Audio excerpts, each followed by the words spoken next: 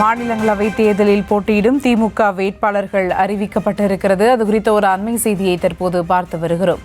மாநிலங்களவை தேர்தலில் போட்டியிடும் திமுக வேட்பாளர்கள் தற்போது அறிவிக்கப்பட்டிருக்கிறது. திருச்சி சிவா, கான்ஸ்டன்டைன் ரவீந்திரன் ஆகியோர் போட்டியில் இருக்கின்றனர். அது குறித்த ஒரு அண்மை செய்தியை தற்போது பார்த்து வருகிறோம்.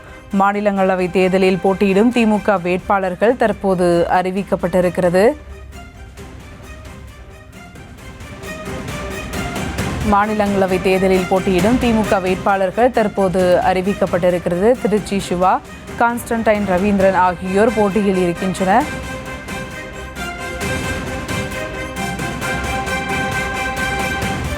இது குறித்த மேலும் விவரங்களோடு இணைகிறார் செய்தியாளர் பாரி கார்த்திக். வணக்கம் பாரி கார்த்திக். திமுக வேட்பாளர்கள் தற்போது அறிவிக்கப்பட்டிருக்கிறது, மேலும் விவரங்கள்.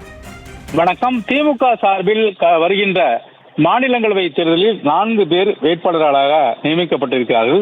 அந்த 4 பேரில் கூட்டணி கட்சிகளுக்கு 2 பேர் திமுக சார்பில் ஒதுக்கீடு செய்யப்பட்ட நிலையில் திமுக சார்பில் நேரடியாக வேட்பாளராக திருச்சி சிவா அவர்களும் ஏற்கனவே மாநிலங்களவை உறுப்பினர் கூடிய திருச்சி சிவா அவர்கள் போட்டியிடுகிறார்கள்.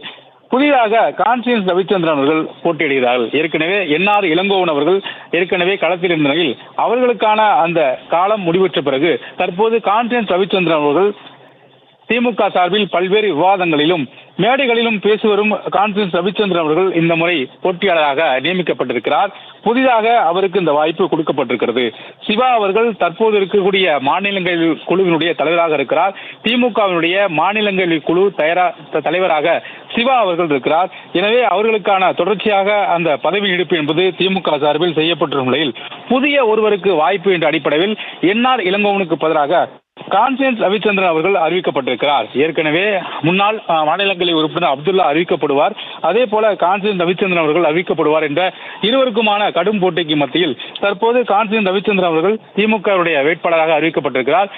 நாளை தினம் அவர்கள் வேட்புமனு தாக்கல் செய்ய இருக்கிறார்கள். நாளை தலைமைச் செயலகத்தில் தேர்தல் அதிகாரி முன்னிலையில் முதலமைச்சருடைய முன்னிலையில் இந்த மனுவை அவர்கள் தாக்கல் செய்யப்படுவார்கள். ஒவ்வொரு தேர்தலின் போதும் முதலமைச்சர் முன்னிலையில் தான் வேட்புமனு தாக்கல் செய்வது வழக்கம். அதன் அடிப்படையிலே நாளை தினம் அறிவிக்கப்பட்ட இருவரும் முதலமைச்சர் முன்னிலையில் தேர்தல் அதிகாரியிடம் தலைமைச் செயலகத்தில் மனு தாக்கல் செய்வார்கள். மேலும் நாளை தினம் அந்த 2 கட்சியினுடைய உறுப்பினர்களும் காங்கிரஸ் கட்சிக்கு யார் என்று தற்போது வரை அறிவிக்கப்படவில்லை. தேமுதிகவிற்கும் உத்தேசமாக சுதீஷ் அவர்கள் தான் வேட்பாளர் என்று சொல்லப்பட்ட நிலையில் அவரும் காங்கிரஸ் சார்பில் அறிவிக்கப்படக்கூடிய வேட்பாளர் என இருவரும் முதலமைச்சரின் முன்னிலையிலே நாமினேஷன் செய்வார்கள் என்று எதிர்பார்க்கப்படுகிறது. அதன் அடிப்படையிலே நாளை தினம் திமுக சார்பில் 2 கூட்டணிக்கு இது அறிவிக்கப்பட்டிருக்கிறது. திமுக சார்பில் கூட்டணியை பொறுத்த வரைக்கும் ஏற்கனவே வைகோ அவர்கள் திமுக கூட்டணியில் இன்றுதான் போட்டியிட்டு அதாவது வெற்றி பெற்றார் ராஜ்யசபாவை பொறுத்த வரைக்கும். அதே போல தற்போது ராஜ்யசபா எம்பியா இருக்கக்கூடிய சிதம்பரம் அவர்களும் திமுக தான் ஆதரவு என்றால் அவர் எம்பியாக இருக்கிறார். அதன் அடிப்படையிலே தற்போது திமுக கூட்டணியில் இருக்கக்கூடிய 2 பேருக்கு இந்த இடம் ஒதுக்கப்பட்டிருக்கிறது. தேமுதிக மற்றும் காங்கிரசுக்கு தலா ஒரு இடங்கள் ஒதுக்கப்பட்டிருக்கிறது.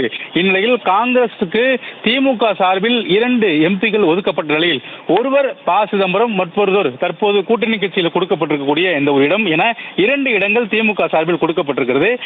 தேமுதிகவிற்கு முதன்முறையாக கூட்டணி வந்திருக்கக்கூடிய தேமுதிகவிற்கு ஒரு ராஜ்யசபா கொடுக்கப்பட்டிருக்கிறது. மீதம் இருக்கக்கூடிய 2 இடங்களை பொறுத்த வரைக்கும் திருச்சி சிவா ராஜ்யசபாவுடைய குழுவினுடைய தலைவராக இருக்கிறார். அவருக்கு எப்பொழுதுமே ரெனுவல் கொடுக்கப்படும். அதன் அடிப்படையில் அவருக்கு மீண்டும் அந்த வாய்ப்பு கொடுக்கப்பட்டிருக்கிறது. பேராசிரியர் கூடிய கான்ஸ்டன்டைன் ரவிச்சந்திரன் அவர்களுக்கும் இந்த முறை புதிதாக வாய்ப்பு கொடுக்கப்பட்டிருக்கிறது.